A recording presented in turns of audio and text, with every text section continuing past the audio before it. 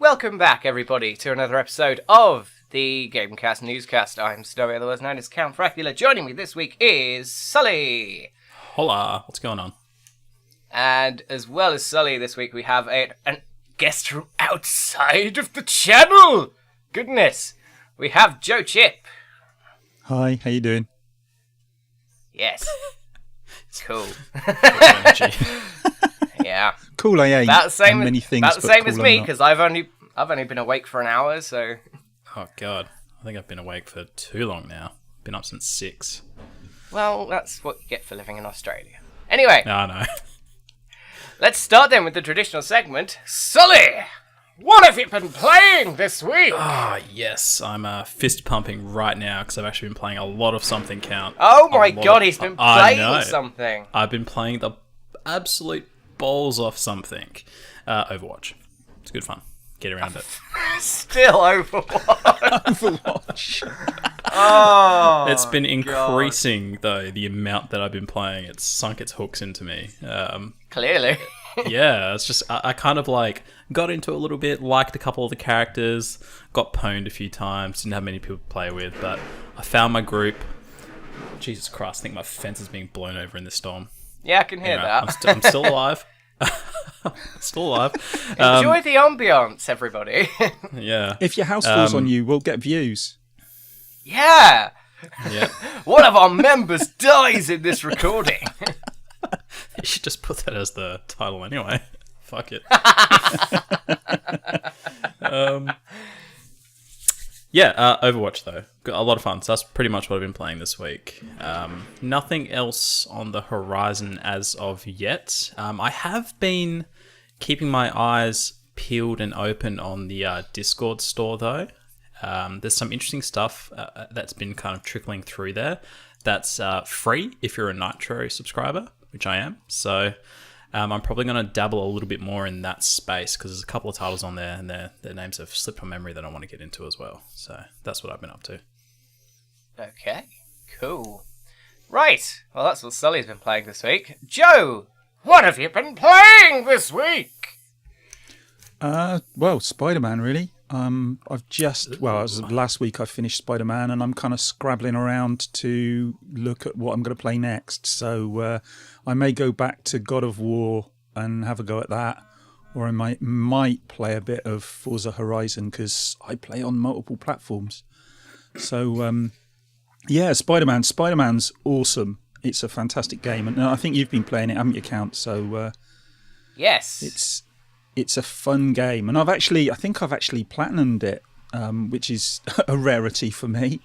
So, I've got the DLC to play, but yeah, I was about to ask you.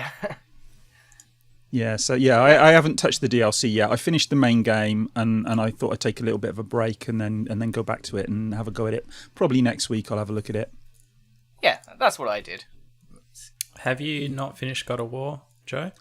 No, I got into God of War and I was really enjoying it. And then I don't know what happened. I think I got ill or something else came along and I got distracted and I haven't gone back to it since. But I love the game and I really do want to finish it. So, like I say, that may well be the thing that I go back to next.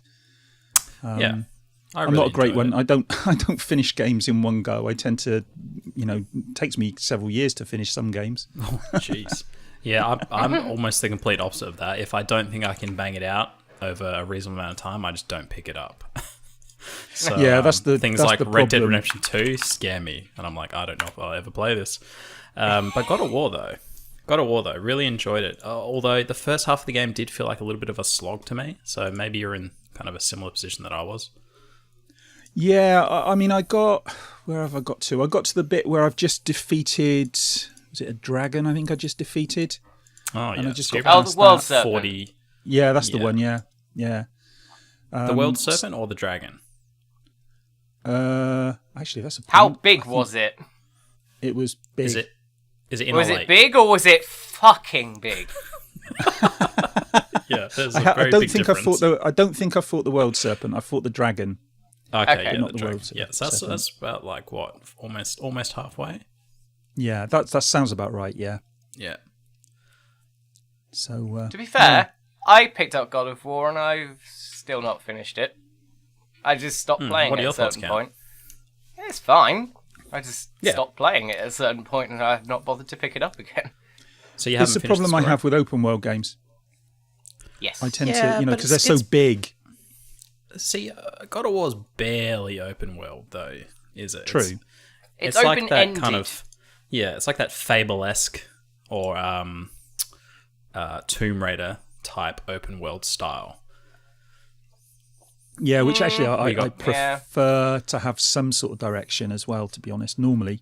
Although having said that, Spider-Man open world, and I really enjoyed playing that, so... Yes, I'm I think actually it depends writing on a the game. video. I'm writing a video about how Spider-Man overcomes its generic open world. Oh, that'd be interesting.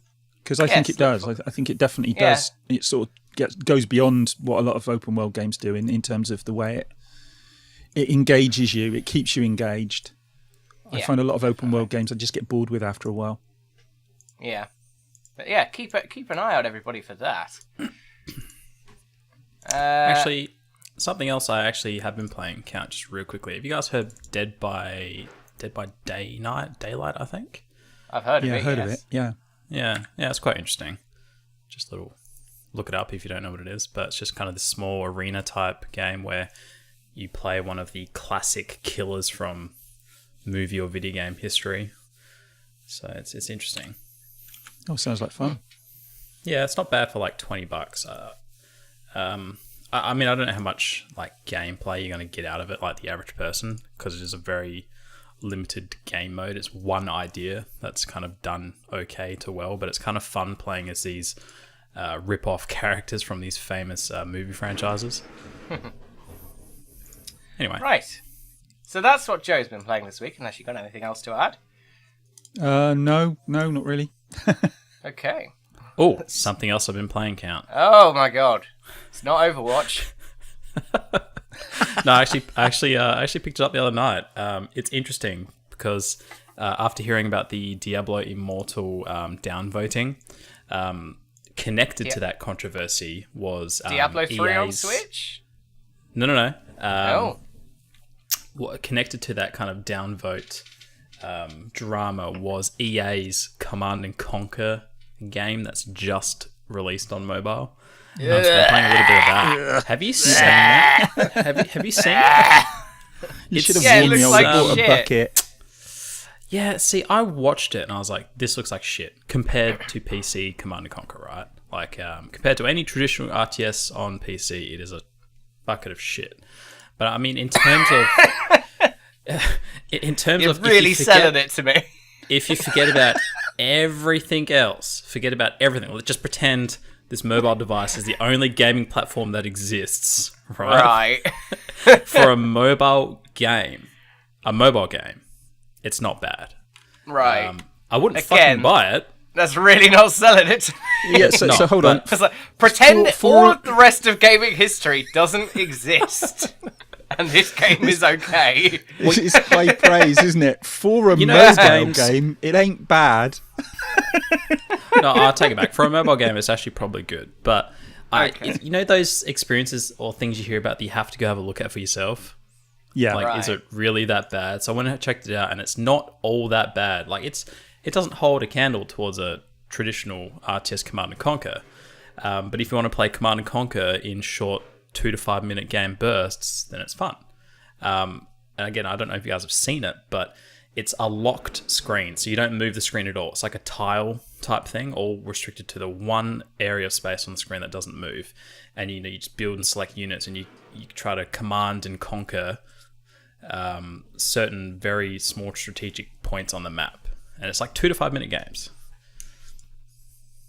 It's okay. It's fun. Anyway. I'm still not sold, but okay. No, don't be. I mean, it's a very Don't small be, it's niche. still shit. Definitely What wouldn't about pay things for like it. microtransactions, though? How's it doing on that? It does. I think it does. I haven't gotten that far yet. I'm sure it's going to reach that point where it's just been butt fucked. It'll suck you in. Yeah, but I There'll don't be know. there'll Just be a thought I'd bring it up. program on Australian telly next year. It'll be you with a sad face and no money. And sorry, I already have no money, Joe. Join the club. Right. Anyway, so yes. That's a thing that Sully's been playing. Great. What have I been playing then? I played some more Spider-Man. I started the DLC. It's still good. It's a very good game. I'm enjoying it. Again, stay tuned for the video on how Spider-Man overcomes its open world. What else have I been? I actually got round to. You said earlier, Joe, about coming back to it, spending years to finish a game. I came back to Transistor after about 2 years and finished it. Good grief! Wow. Yeah. That is straight out of my playbook. I bought it not long after it came out. I played about half of it and I stopped. And then I was like, this week I was just like, fuck it, I'll finish it off. Why not? And it's good. Transistor is a very good game. And I don't know why I stopped playing it in the first place. I don't actually know it. It's one that's passed me by. I don't even recognise the title. It's made by Supergiant Games, who made Bastion and Pyre. Ah, yeah, okay, yeah. Yeah. So it's an isometric hack and slash game. But this one has a special gimmick in its combat, where you can pause the game and take what is quoted as a turn, where you can plan out a series of actions within a given amount of time, which you then perform super fast. Cool. Yeah, it's a really fun little game. I really recommend it to basically anyone. It's good. And what's it called again? Transistor. Guess what? I'm writing it down. I won't remember otherwise. True. Yeah, there'll be a Steam sale soon, so it'll be on that, probably. It's generally sold pretty cheap, I think. Yeah. Put it on the wish list. Yeah. I will do. Anyway, so there's that. And there is also Pokemon Let's Go! Oh, yes! Is it good? Yes, it's very good. Because I want to get it from the kid for Christmas. Yeah, it's a good game. If you like Pokemon Go, then even better for you. Even if you don't like Pokemon Go and you're just a Pokemon fan, then yes, it's still good. You'll recognise the catching elements from Pokemon Go, because it uses those. But I prefer playing the game handheld, because you don't have to... Well, the motion controls aren't as relevant in that. And I've heard other people say that, yeah. Yeah, the motion controls are a bit annoying, and they're mandatory when you plug it into the TV. So you can't use, like, if you've got a Pro controller or something like that for your Switch, you can't use that with the game. Which is nuts, really. Let's be honest. That's a bit dumb, yeah, but I understand it to a point because of the way that they do the capturing, and the Switch's Pro controller, unless I'm mistaken, doesn't have an accelerometer in it. Good question. Can't remember. Hey, So what's this? What doesn't have an accelerometer? A Pro controller for the Switch. Oh, you'd think so, wouldn't you? I don't think it does. I might be Could have wrong, but I don't think supported it does. like shake motion and stuff like that. Could have swore it did. Never mind. Anywho, I'll have a look. question regarding you look. Pokemon count.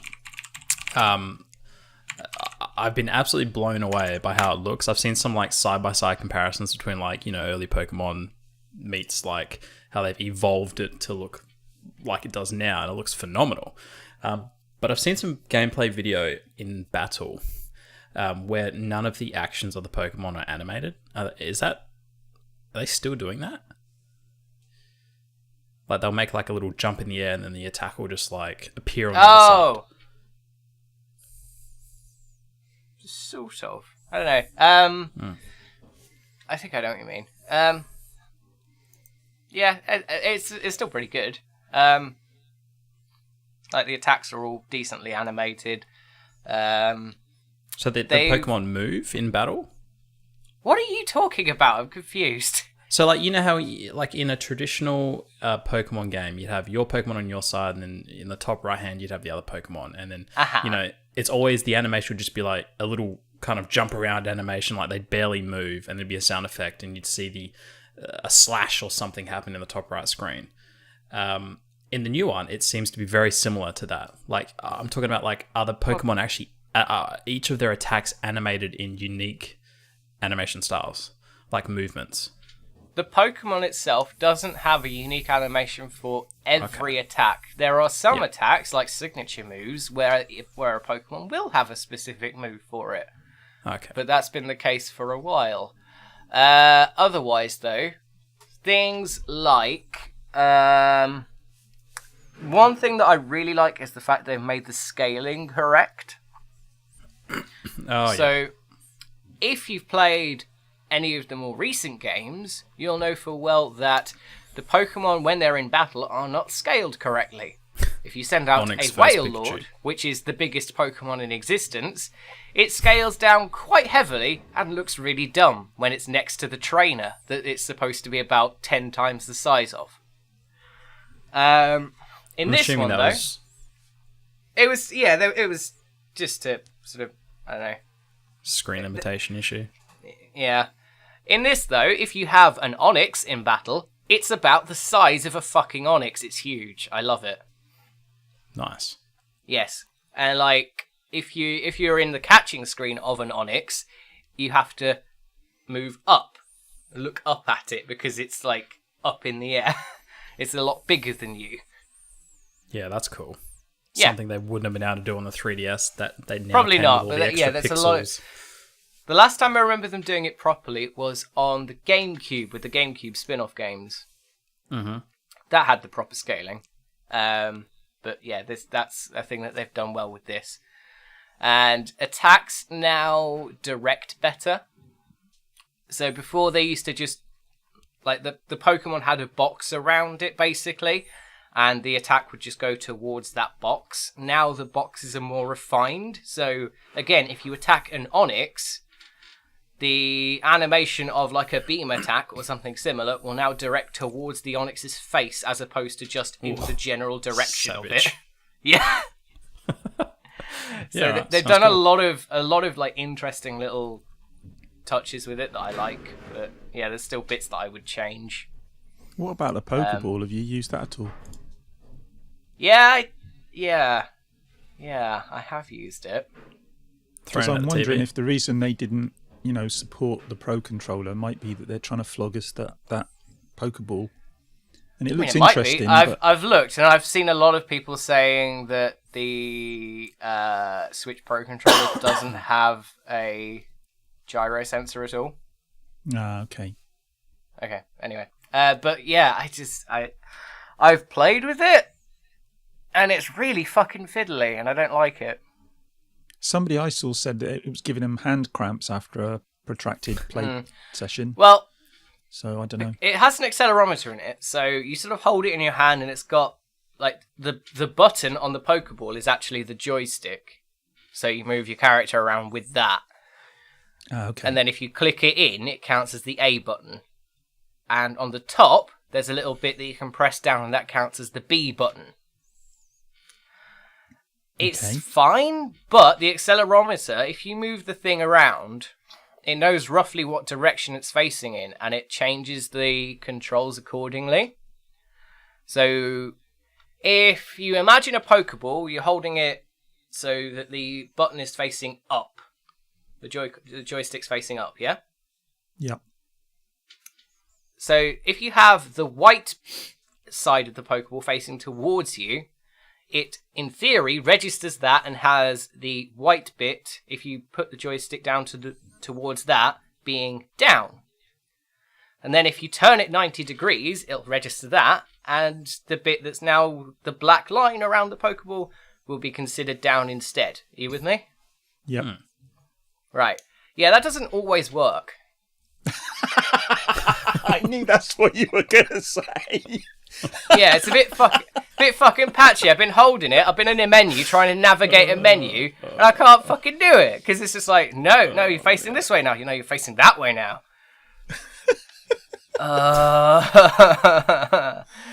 Oh dear. And that's also, not what you want, is it?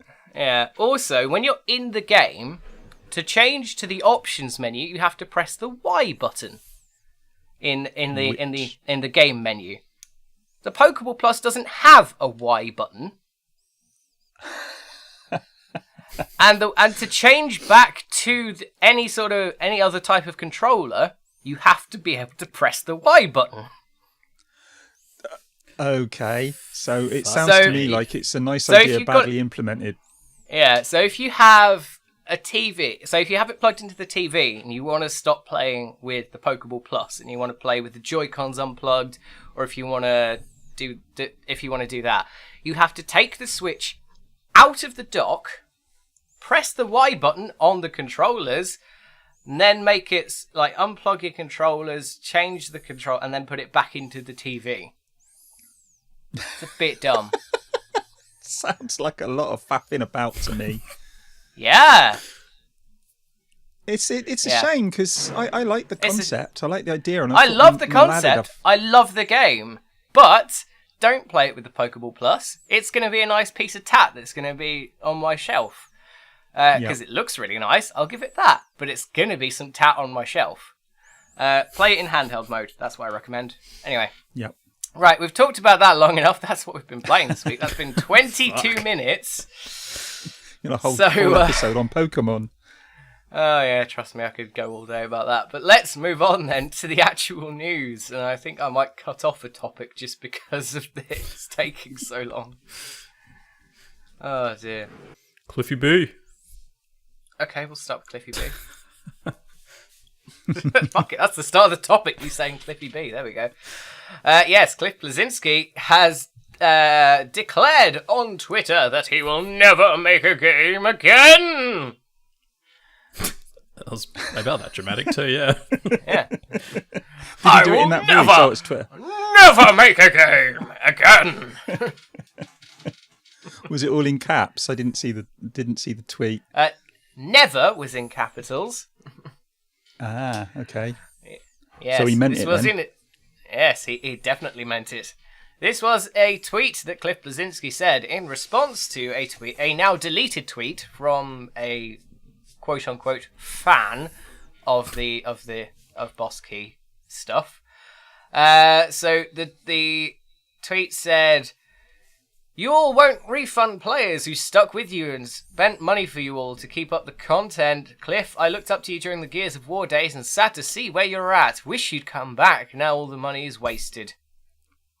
Oh, yeah, I know. It's fucking harsh. Savage. Yeah, it was a bit harsh, wasn't it? Yeah. Yeah, it's not his fault. Anyway. I mean, I'm sure when he started Lawbreakers that he didn't expect it to be a failure, did he? I mean, he wanted it to be a successful game. Yeah, he didn't exactly plan this. And in Lawbreakers' defense, it wasn't a bad game. It was just unfortunate that something like Overwatch already existed.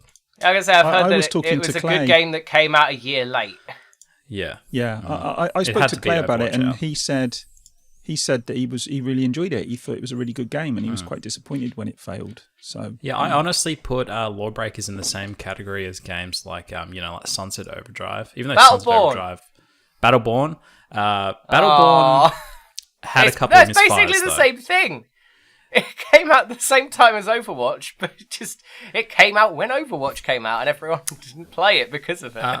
I actually own Battleborn, and I'm actually a bit of a defender of Battleborn, even though I think they made errors with that game. For example, I heard it's a good game. It just came out at the wrong time. It's got a campaign mode, which has like kind of a whole PvE element to it, co-op PvE element, which is a lot of fun. To be fair, that's probably all you can basically play on it now. Well, yeah, because the servers are down. But the online side of things is where they had to nail it, and they completely botched it because they tried to take it in too much of a MOBA genre direction rather than just being a pure hero shooter. So there would be almost like, in MOBAs how you have lanes, like League of Legends and all that kind of stuff. And you got to control lanes, you got to take the minions down, and then you have the actual players as well. There was too much of that going on rather than it just being about hero v hero. Which is obviously something that Overwatch knocked out of the park. But I think that's its biggest flaw, is just fucking around with minions rather than just focusing on the PvP element of it. It just goes to Right. show how the margins are, though. You can do one thing, and it can completely mess up a game, or certainly in the way people perceive it, and make I'd it a actually failure. like to- When yeah. one decision, it could have been fine. Yeah, I wouldn't mind revisiting Battleborn in some way for some piece of content at some point in time, because I think it's a little bit hard done by, and I think it's basically only fell flat on its face was because of Overwatch. And I think the same can be said for Lawbreakers. I think Lawbreakers is probably a better game than Battleborn. But it I just think, came out when people yep. were already playing Overwatch and they didn't Yep. want to change. Maybe a little bit too similar to some of the later kind of Unreal tournament type stuff in some senses. A little bit, I don't know, it just maybe seemed a little bit generic as well in the way it looked. A lot of the characters. But yeah, I don't know, it's one of those games, man, where it's just, it almost didn't just get unlucky, it got extra unlucky in terms of how it just didn't succeed. And it kind of unfairly, I think. Yeah, I mean, everybody I've spoken to that's played the game, they haven't. Nobody said that it was really, really poor, that it was really bad. So, it didn't deserve to crash and burn like it did, as far as I can tell. Anyway, No. I haven't played it, and maybe that's the problem. Lots of people didn't play it, and if people don't play it, it ain't going to be a success. And it is really unfortunate. But some of these markets, some of these areas, they get saturated, and as you say, if you've already got one game dominating, it's very difficult to come in and take that over. Yeah, and I think it also missed the boat. Not only is there the perfect hero shooter already in Overwatch, but Lawbreakers also came at a point in time where I think the focus was shifting away from hero shooters into more like the Battle Royale scenes as well, Fortnite and all that stuff, so that didn't help it either. Just bad timing. I wonder if it's still available, actually. Lawbreakers. Good question. Nah, can't see it on Steam. No, probably not then. Yeah, I wonder if you can find it anywhere dirt cheap. Be fun. I reckon it'd be a fun LAN game if you can find it cheap as like hell. Yeah.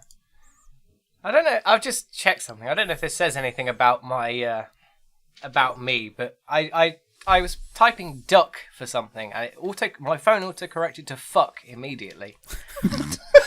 don't know if that says something about me. Can't. I have the same At least you issue. didn't do. I have the same issue, but with your name and cunt. Yeah. All the time. Well, cunt fuckula. Well, I called somebody inadvertently. You know about this, Count. I inadvertently called somebody obese that I barely knew. Yeah, I forgot about that. And it How was only did they take afterwards, it and I in the looked end? up and like, oh shit, I've just texted them and called them obese. It was not a good day. Oh dear. Right, you can't buy Lawbreakers brand new. You can buy it sealed used, and it's not worth the money. So we're talking bargain bin, like physical bargain bin. No. It's still expensive. People are selling it for a lot of money for some reason. Oh, get fucked. Probably because it's a Yeah. good game. It's got to be worth something. Definitely why. Hopefully some kind of private LAN scene takes off with it. Maybe. It'll go on to Anyway. be some massive collectible in the future. Yeah, man. Yes. Cliffy B's the Back last to game. Cliffy B. Yes, so his response to this tweet, let's get back on topic, was, I paid my employees their 401ks and their healthcare even months after the studio folded so they could care for their families. I didn't take a salary myself for 2 years. If you're sad, I get that you're sad, but God, this kind of shit is another reason I'm never making another game. Until Microsoft's like, hey, do you want to come make this? Hey, Cliffy, do you want to come and work for us again? Pretty much. It could Yeah, happen, just man. give it a few years when he Microsoft's, needs the money again. Yeah, Microsoft's buying and making a lot of studios these days. I could see them making a studio around him and actually giving him all the financial support that he needs. Probably. Yeah, that's possible. Gears of War, Lawbreakers, 2 very good games. And this thing is, it's like they say about football managers, you don't suddenly become crap overnight, do you? I mean, if you've done a good job in the past, you're quite capable, and he's obviously quite capable. It just, as we said just a minute ago, he just got unlucky. Yeah, he's never been crap. That's it. It's just tough industry. Yeah. So, I mean, I don't know what to make of him saying he's never gonna make another game. I mean, he probably meant it when he said it, but I think we'll see him back. I mean, you said you don't think you will. I mean, there's a difference though, isn't there? I think we'll see him back in some way, but maybe not starting his own studio again. Maybe that. I mean, I think if you've been bitten by that, I think it might put you off doing it again. Yeah, like, I mean, the dude has so much money. He needs to do something. He's like one of those creative minds. He's probably going to get bored if he's not doing something. So, I mean, I could totally see Microsoft hitting up the coalition and say, hey, Rod Ferguson, do you want to bring Cliffy B back into the fold as just a creative mind to work with you on Gears of War? Yeah. No pressure. Or- just do what you want to do. Have fun. Alternatively, they could bring him back in through Obsidian or one of the other studios they've acquired recently. Yeah. Oh, yeah, exactly. Absolutely. He's one of those pedigree minds, seemingly, isn't he? I mean, it didn't start with Gears of War. He has a long history before that with Unreal as well. Yeah. Yeah, I saw something the other day about his back catalogue, and it's pretty impressive. Yeah. Yeah. He's been around a little while. But yeah. I hope we again, see him back. I'd like to see him back, but I'm not going to put money on him coming back. No. No, he might well just start working in a shop. Well, I mean, Cliffy you never B know. at the checkouts. Start a The flower thing is, shop though, or something. The dude's Yeah. an original investor of, I think it was Oculus Rift. Oh, really? Oh, well, he'll never have to work again then, theoretically. Yeah, I'm pretty sure that's where the bulk of his money is VR. And Oculus is going pretty well, to be fair. Yeah, he's made crap tons on it, apparently. Yeah. Which is probably how I've he seen a lot of financed people Boss Key. recently going, oh, VR's not going anywhere. And they're like, it is, you're just not paying attention to it. Well, seemingly, Valve's making some pretty big waves in the VR scene. They I think we're are. going to hear some announcements about that pretty soon. I mean, we heard I a little hope while so. ago. I think we recorded about this, about them. I know I did a news video on it. Yeah, I think they committed to 3 VR games. And there's been data mines to Kingdom Come through Steam and all their other shit. And referenced is, what was it? HLF VR. Oh, yeah. So, Half-Life yeah. VR. Yeah. And there's also the rumoured Valve's own VR set that they may or may not be making, that there were maybe pictures of. Well, I think that's, almost all but confirmed now, isn't it? Pretty much. There's pretty big leaks on that, so... We've had big leaks about PSVR 2 as well. VR isn't making huge waves sales-wise, but the technology is maturing and it is becoming more affordable, so... Exactly. Cliffy B on VR. Maybe that's Anyway. what you'll do, start a VR studio or something. Maybe. Anyway, so Cliffy B is no longer making games, and let's move on to the next story of the show because this is actually taking up quite a lot of time so far. So, The Walking Dead, the Telltale series, it got canned or it got suspended because the company that were making it, Telltale, went bust. Well done, guys. You did real well there. Anyway, writing for that was on the wall for ages, and everyone's talked about it to death. But work has apparently resumed on the final season of the Walking Dead. There's 2 remaining episodes, and it is being made by Skybound, who are That sounds familiar.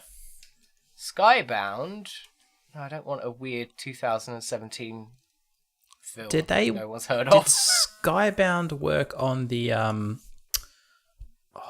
God, what were those weird knockoff games where you'd have the figurines and you'd put them on the platforms and you could scan them into the games? Oh, it's Skylanders? Like Amiibo ripoff? Skylanders? Am I just confusing the two? That's a thing. Skylanders were the big studio. I'm trying to remember who. There might have just been the publisher. It was it Activision? It might be an Activision. Might be Activision, I Maybe. think you're right. So that but Anyway. Skybound Entertainment. Skybound Entertainment have made. I found the Wikipedia thing. Like, fuck for that.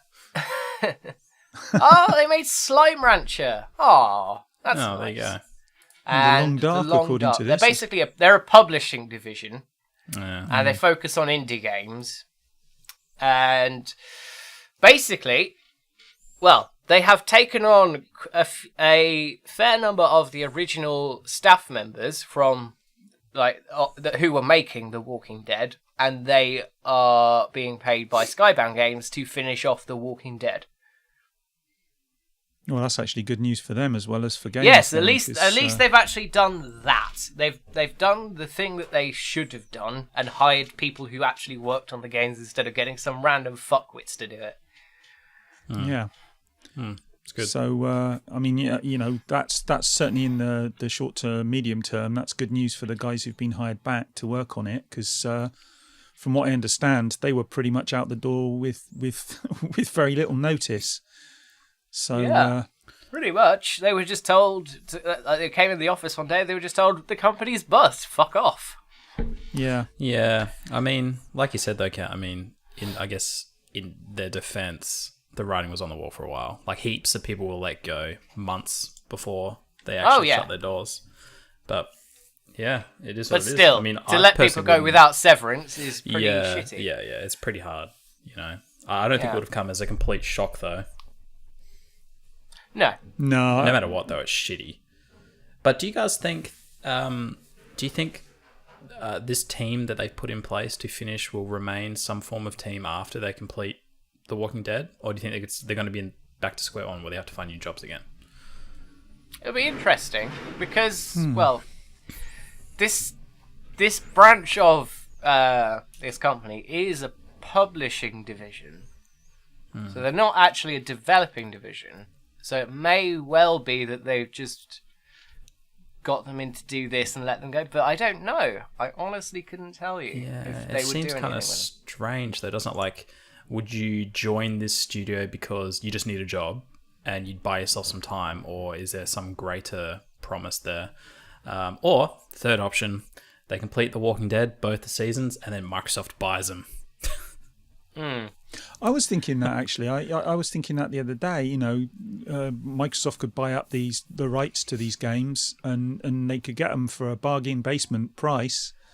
Well, I think that's part of the issue, though, isn't it? With like how they were managing Telltale's how they were managing themselves was they don't actually own any of these properties. There'd be so many royalties attached to these games because they don't own any of them.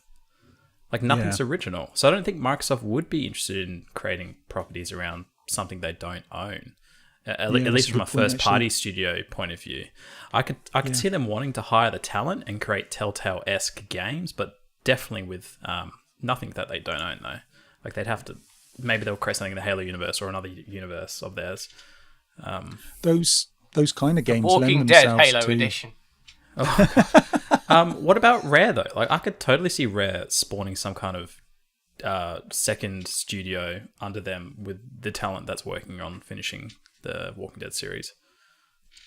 Yeah, again, maybe. I mean, it's possible. I mean, I look at those Telltale style games, and if you listen to what Phil Spencer was saying about Game Pass, and he's been saying this for a long time, you know, the fact that there's all this games as service stuff, but he sees Game Pass as giving an opportunity for slightly smaller scale games that are story based to still get a market, because if you're paying for your monthly fee on Game Pass, then you want to play the thing that you're being given that month.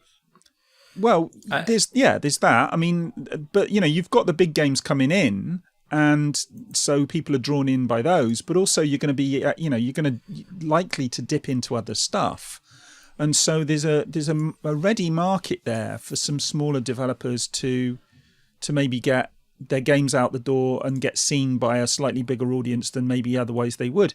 And something like the Telltale type games, I think they would sit quite well on a platform like that. It's absolutely perfect. Or the Hitman series. Not that I necessarily agree with chopping a game up, but that episodic content would have been perfect as well. But Game Pass is very much in the infancy stage, like Netflix was when it first released. It didn't have original content. It didn't have day one content. And that was the biggest issue, which Netflix have now rectified with, Netflix originals and getting almost content on there, at the same time that every other platform gets it. However, though, Netflix has decided to remove Pulp Fiction and something else from their library, and I hate that. Yeah, I was pretty disappointed that The Walking Dead went missing as well. That's the issue with Netflix, though, isn't it? Well, that's the issue with any of these services when their rights elapse. Yeah, they removed Pulp Fiction and Kill Bill. That's not on. That's unacceptable behaviour. Yeah. Anyway. Unfortunately, they would have had a deal for a fixed amount of time, wouldn't they? And then if they didn't renegotiate, they would lose them. So it's just the way it is. Anyway, so back to The Walking Dead. So what's Skybound have actually bought the rights from Telltale. From the remnants of Telltale, whoever owns the rights now, Skybound are buying the rights to the whole series. So there'll be a transitionary period where previous seasons of the game may be unavailable for a couple of days to purchase while the transition's happening. And then they've also said that people won't have to pay again for the final 2 episodes if they've already bought the whole season. Okay, that seems fair enough. Yes, they've done the good thing there. They've done it all correctly. So, they made a best out of a bad situation in a sense. They really have. There's nothing else they could have done better, really, with this. And they didn't have to do any of this either. Nope. No one. They've done a damn good job. They were under no obligation to do this at all. Nobody was under any obligation to finish it, unfortunately, because that's just how these things work. Yeah. And we've seen this happen so many times before, where series are just left hanging to die. Hold on, are we just talking about a game publisher that's actually doing the right thing? Yeah, holy shit. That's a rare occasion, isn't it? Jesus Christ. I know, the only other time you hear that is when it's Devolver Digital or something. Yeah, they are an exception, to be fair. I love Devolver this is a Digital. rarity. They are amazing. Yeah, it's great, isn't it? A game publisher that's done something nice. Who'd have thunk it? And, if you're being cynical, you can say, it's good marketing for them. It brings them into the public eye. It makes them look good and all the rest of it. But even so, they still, as we just said, didn't have to do it. And it wouldn't have done them any harm if they hadn't done it. Yeah, so, obviously they think there's a financial gain there, but it's still a risk. Yeah, exactly. It's just a bit of good publicity. It helps the people that were working on those games at Telltale, and it helps the fans. Yep. So, yeah. So everyone's a winner, assuming they can sell it. Yeah, and I think the big question for me is, though, that I hope these developers find a new permanent home, either there or somewhere else. Yes. Immediately after. Definitely. I think that is... Yeah, because you don't want to see people losing their job. No, that's never something you want to see, unless you're a weird sadist. Yeah. I don't know. Should we hedge a bit of a casual bet what we think's going to happen? I think if I were to pick something, I'm going to say Microsoft. I want Microsoft to pick them up. I could see them doing it. Just because they're picking up everything. Yeah, doubling down. It fits, like Joe said though, it fits their Game Pass service. And I think depending on what the outcome is of these final 2 seasons, and if they decide not to continue with the developers, I could totally see Microsoft picking them up. Yeah. It's just too easy a packet to pick up. All these guys that need work, well, hey, come over, work for us. Yeah. Okay. I mean, the only thing, Microsoft are quite hard-headed, so the only thing they would do is they would look at it from a financial perspective and see if it's viable. But if it's viable, I could see them doing it. Absolutely. Yeah. Well, there we go. So, yes, Telltale are dead, but The Walking Dead is not, ironically, dead. That was a fucking terrible... That was so bad. Anyway, work has resumed on The Walking Dead, and they've done the best of a bad situation. Great! Let's move on then to the last thing we're going to talk about today. Valve have found themselves in a little bit of hot water again. No surprise there. Oh dear. Oh dear, oh dear, oh dear. So, Artifact, which is their CCG game, is going to be in a beta in the next... Oh, tomorrow. That says tomorrow, but that's 3 days ago. So it's currently in beta. Anyway, so Artifact is currently in a public beta. But certain aspects of the game have put a lot of people off. And these aspects are the monetization techniques. Yay! Valve are doing this shit now as well. I say that, Valve were doing this shit ages ago anyway, because, you know, Team Fortress 2 and the hats, but at least that game went free to play first. Didn't they practically start all this with Skyrim or something, one of the games? Back with the horse armour back in the day or whatever it was. That was Bethesda. Okay. Oh yeah, that was Bethesda, wasn't it? See, I told you, first thing in the morning. Valve did not make Skyrim. They did not, no. Fair enough. And it was Oblivion that had the horse armour, I think. You're right, yes. I will go back to sleep now. In Valve's defense, though, they've been pretty traditional with their platform, though. Like, overall. Have they? Like, you pay for what you get. Like, there's no weird subscription services or anything like that. You just buy the game, you go. Yeah. Still. Doesn't make this deal any sweeter, though, because you have to pay $20 to get into the base game of Artifact, which gets you some starter cards. Not a game, God. Just starter cards. Yeah, just the starter cards, so it's like getting a starter deck in Yu-Gi-Oh! The only way to get new cards is to spend money! Buy booster packs for $2 a piece! Can you hear that sound? That's me losing the will to live. Yeah!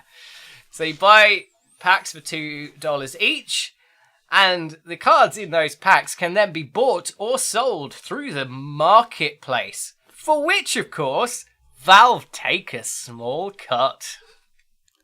Blizzard Auction House. You can currently win cards by playing game modes that require paid-for tickets to enter. As well as that, though, you can't trade cards at the moment. At the moment. Well, do you guys remember the Blizzard Auction House? How you couldn't trade there either? You'd have to go through the auction house? There was a big reason they took that thing down, is because everyone fucking hated it. But Exactly. they keep trying, don't they, these companies? They'll keep trying until eventually one gets passed. And people will eventually just get tired of resisting it. And just kind fine. Of, whatever. Yeah, I don't want to fight it anymore. Whatever. And that's where we end up with bullshit. I don't have an issue with them monetizing their cards and shit. Because at the end of the day, you don't have to play it. Like, if they want to do that and nobody buys it, fine. But the issue is that they're charging you money upon entering the game. The game needs to be like free to play, and then they monetize it however they want. You know, if they want to kill their game through a poor monetization model, fine.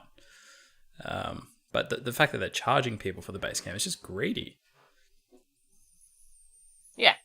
I mean, you know, it had to happen at some point where Amazon. I'm on Amazon at the moment, sorry. You're doing it now. When Valve got a bit too greedy, it had to happen eventually, unfortunately. But, you know, it's a shame to see it happen. Yeah.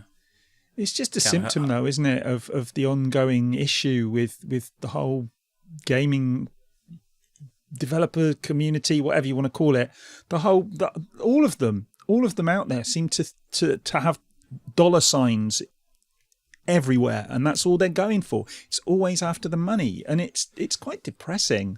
I mean, you know, hearing the story just a minute ago about a publisher that's actually doing something right, that is a rarity. And we keep hearing these stories about these companies finding ways that they can, in effect, screw more money out of us. And it seems that that's why they keep it's doing the wrong way round, isn't it? They look at the money first and then develop the game with a model, looking at it how they can make as much money as possible, rather than coming up with a good idea for a game and then thinking, right, how can we sell this for a fair amount of money, make a decent amount of money out of it, and give people a good product. It's all about the money. And when you've got these big publicly traded companies, with shareholders and everything, and their primary concern is the shareholders, that's what you're going to get. All the big companies now seem to be working in that way. And whenever they do a conference or whenever they're talking, 9 times out of 10, they're talking to the shareholders. They're not talking to us. But Valve isn't, though. Valve isn't publicly traded, is it? It doesn't have shareholders. I don't actually know on that one. I don't think they do. I think they're free to do what they will. They're not concerned about money. They can do literally whatever they want. And this is them just getting greedy. They're not in the same position as what like an EA is or an Activision is with terms of like shares and you're correct. Valve is a privately held company. Exactly. That's interesting. So that is just plain up greed then. There's not even any pressure for them to do this. So that's even worse in a way. And like Steam, the platform doesn't make them enough money. Now they're just trying to how much more can we possibly make, But the idea that I wanted to spin past you guys before we started recording was, in a perfect world for this game, I think it would have been cool if the game just costed a standard price, or it was, I don't know, maybe it was free to play. I don't really care whether it was free to play or it cost money. But Steam has so many card collectibles anyway, and other random collectibles that you get through just playing games. It would have been cool if you were rewarded for using the Steam platform and purchasing your games there by getting these packs. Or maybe you can get Steam credits that you get through just using the service that you can spend in this game, And then it would encourage you to go buy the game because you're getting all these freaking decks. I mean, to be honest, I couldn't care less one way or another. I'm not interested in card games in the least.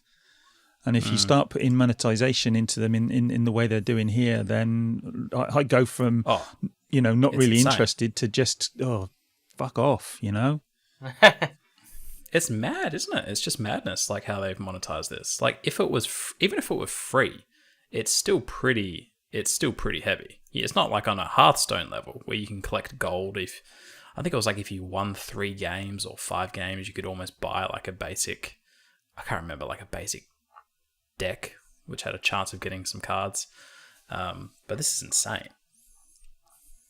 I mean, do you remember when Valve used to be used to have Valve was on a game and you'd think, oh yeah, it's Valve, we must get that. So it's going to be a quality product. That's a mark of quality. Oh, yeah, exactly. And now we're left with this. This is what they've become. I mean, it's pathetic, really. They did say, or they have stated, that they are going back to making games. We're just yet to see it. So yeah, well, they have gone back to making games. They're making this one. Their return, which is lackluster. Well, they said they've gone on record saying that they're making 3 VR games, and they've I think it was 2 years ago they commented that they were getting back into making games. So we should start to see those promises bear fruit soon if it's true. But I hope to God it's not more like this. This free-to-play botched monetization models. Yeah, it's one of those things that I'll believe it when I see it. Yeah, I'm in the same boat as you can. I'm just quoting what they've gone on record and stated. Yeah. Still, I don't think any of this justifies the the amount of bullshit in this artifact thing. I think that's a bit fucking How do you reckon ridiculous. it's going to go, though? Like, when all's said and done, how do you think this is going to go? What, this Badly? particular game? Just poorly? You don't think it's going to, it's not going to be a case of, like, everybody, like us, bitches and moans, but the droves get on board with it, or... Well, the problem is with these games is they don't need as big an audience because the people who do buy into these types of games end up spending more. So they make money out of the games out of fewer people. You get, the whales as they're called. So people will be jumping on board this, and some people will, even some of those who bitch and moan, will still go on and still play it. And so I wouldn't be at all surprised to see them make money out of this, and that's the problem. If and somebody was saying this the other day, if we want them to stop making these things, we have to stop buying them. But the fact is that a lot of us have stopped buying these these crap games. I mean, there's games by EA. I barely buy games by EA now because it's got EA on it, and I know what I'm going to get, and it's going to be a pile of shite. And so, a lot of us have stopped, but there's enough people out there still buy these games and still put up with this shit, and some of them will even defend it, and they're going to make money. The interesting thing is about these microtransaction models, or service games as services, is this? I think it was this year actually. Activision, or it was a couple of years. Activision had a secondary income to supplement their primary income, which was the $60 game, right?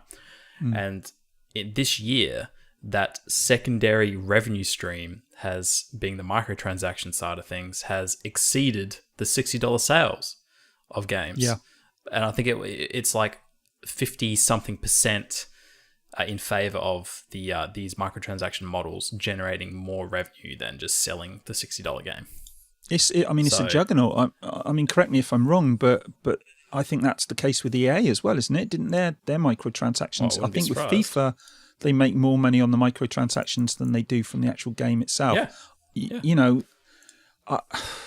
How do you fight that? It is a juggernaut, and if they're making money, we're not. We sit here and bitch and moan, but we're not going to change it, are we? We're just three guys sat in a room talking to each other. Yeah, nothing matters, because with all the bitching and moaning and bad publicity that EA and Activision have had, the bulk of their income has still come from these models.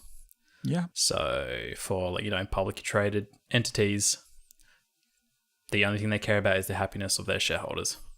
Yeah. And I bet you they're fucking happy. And that's why it was a surprise to me to find out that Valve wasn't publicly traded, because, as I say, they haven't got that pressure in that case. Mm-hmm. There isn't the same, because when you're a publicly traded company, there are even rules about what you can do in terms of profit and all the rest of it. And so they have got this conflict of interest, a genuine conflict of interest, whereby on the one hand you've got the gamers who are screaming out for X, Y, and Z type of game, and on the other hand you've got the shareholders who want to have their piece of meat. And so there is a genuine conflict of interest there. And a well-organized company with a decent CEO and a decent CFO and all the rest of it can kind of square that circle and produce good quality games and still make profit. But we increasingly see that they're taking the easy route. But when you come and look at something like Valve, and as I say, I didn't realize they weren't publicly traded, but the fact that they're not, there's no excuse. They don't need to do this. Mm-hmm. It's kind of boggling, isn't it? It is. It's mind-boggling. I mean, how much money does one person or a small number of people at the top of the company, how much do they actually need? Remember the value that you used to get from Valve? Something like the orange box? Yeah. Yeah, the orange box was phenomenal. I Mm-hmm. bought that even though I already had most of the stuff on it in other forms. But it was phenomenal value for money. I mean, bloody hell, even it had Portal on it, didn't it? And even Portal was worth... slightly upgraded Half-Life. I wouldn't call it a remaster, but I think it was updated textures and stuff. Yep. And it had two of the add-on packs as well, I believe. And it had, what was the online game that they had as well? Team Fortress. That's it, Team Fortress. So it was an immense, package. One of the best value packages I think there's ever been put out. Yep. And now look where we are. They've gone from that to this shitty card game that's monetized to within an inch of its life. And the sad thing is, they're probably going to make more money from that than they would from putting out something like a modern orange box. That's the sad reality of it. Yep, people are going to buy it. The funny thing about a modern orange box would be the same fucking games, because there haven't been any more since. Yeah, they've not launched anything new, really. Oh, yeah. Oh, dear. Anyway. Man. Right. Before we get into the rabbit hole of microtransactions and bullshit, because we're getting close to that, we are. Let's wrap it up. I think it's a good time to wrap it up. We've just crossed the hour, so yeah. A lot of people have, rightly complained about this.